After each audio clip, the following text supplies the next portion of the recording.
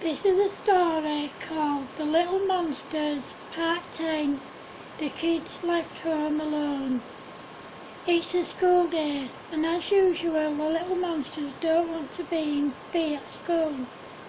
They'd rather be out playing despite how cold it is and the fact that it's thick as snow, and it's snowing again. They're trying to think of a way of getting out of school, but so far they haven't come up with anything. Then a little girl from my younger class fell, cutting her head open and breaking her arm. When the gang thought their teacher, Mrs. Applejack, wasn't looking, they went to leave the school, but she saw them and said, "Just where do you think you kids are going? Get into the classroom now, all of you." The next day was a Saturday, and Stumpy's parents went away on business for a week, leaving him to be looked after by his sisters Clara and Susie, both aged 18. That first night the girls decided that they were going out clubbing. They told Stumpy to stay at Kika's house. Kika was already at Stumpy's house, and she pretended to phone home to ask if Stumpy could sleep over. Then she pretended that her mum had said yes, he could. Stumpy packed an overnight bag, and then they pretended to go to Kika's house. However, they hid in the garden until Susie and Clara went out. As soon as they were gone, Stumpy and Kika went inside and phoned the rest of the gang. Stumpy's sister was staying at a friend's house, so they decided to have their own little party. They stayed up until 3 AM playing really loud music and watching scary movies that they weren't allowed to watch. The next day the twins didn't come home until about 6 PM, so the kids were home alone. All their parents thought they were at each other's houses. On the Monday the kids met up for school as normal. Of course they didn't go. They waited for the twins to go to uni, and as soon as they left everyone went into Stumpy's house. It was snowing outside again, so the kids stayed inside. They played excessively loud music and ran around the house like crazy. Of course, when it came to 3 PM everyone went home. The following day the kids did the same thing again, but later on in the day they went to play on the swing. On the Wednesday the kids were all at Stumpy's house when someone tried to break in. The kids heard them and made a whole lot of noise, scaring them off. The kids thought this was funny. They didn't think the burglars would come back, so they decided to go to the swing and then to the skate park. When they got to the skate park they didn't stay long because it started to snow again, so they all went back to Stumpy's house and stayed there until school finished for the day. Then they all went home. Later that night the snow had stopped, so the kids met up and played for a bit. They had a snowball fight and built a huge snowman. The next day the kids were all in Stumpy's house again when the burglars came back. Again the kids stayed them away.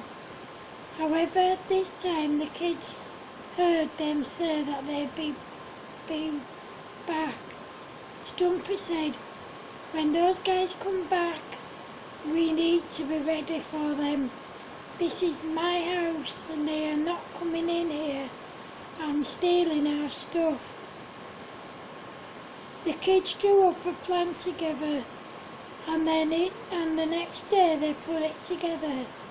They just poured water on the steps, which turned to black ice. Then they set rabbit traps to stop them getting away. When the men came back, the kids were ready for them. One of them went around the back and one went round the front, and they both went flying on the ice, much to the amusement of the kids. This made them very angry. They went round to an open window and tried to get in. As they did so, both of them stood on a nail, causing them to howl in pain. After that they decided to leave, and the kids didn't think they'd be back. The next day was Friday, and Stumpy's parents phoned and told the twins that they were going to be away for another week. Again the twins decided to go out clubbing and to stay at a friend's overnight. They told Stumpy to stay at his friend again, so he pretended that he was staying at Stampy's house. As soon as the twins went out, the kids all went into Stumpy's house, and again they stayed up all night until 3 a.m. The next night the twins went out again, and Stumpy pretended that he was staying at Stampy's house again. This time the kids found some bottles of wine that were in a cupboard, and they drank it all. They also found some bottles of beer. They drank everything and played very loud music all night. Eventually they all fell asleep, very drunk. As you can imagine, the next day they all fell ill. By Monday they were fine, but they didn't go to school. As soon as the twins left for university, they all went into Stumpy's house. They decided this time to raid the twins' rooms to see what goodies they could find. They found loads of sweets and crisps that the twins had hidden so Stumpy wouldn't eat them, and he ate the lot. Everyone went home before the twins came home, but the next day they all went back to Stumpy's house. Just after they got there, they heard a noise outside, and when they looked out, the burglars were back.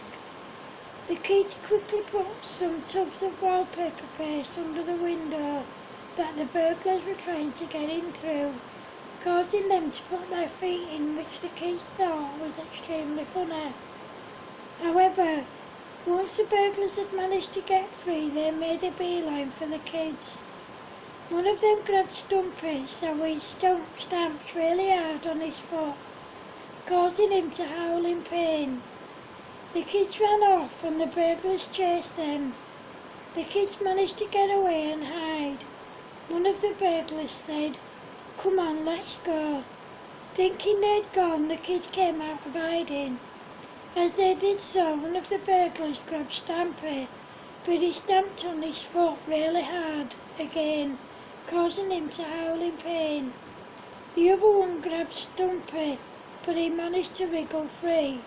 The kids ran off, but one of the burglars managed to grab Grumpy, but he managed to get away, so the man grabbed Kicker. Kicker managed to wriggle free too, but the man grabbed her again, only this time she kicked him hard on his shin and then in between his legs. He howled in pain and fell to the floor with his eyes rolling. However, the men still weren't done with the kids. They grabbed Grumpy and Bumpy.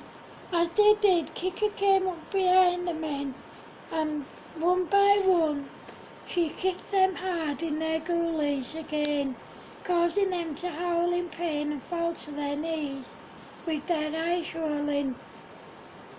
After this, the men decided they'd had enough, and they left, walking slowly whilst holding their goalies.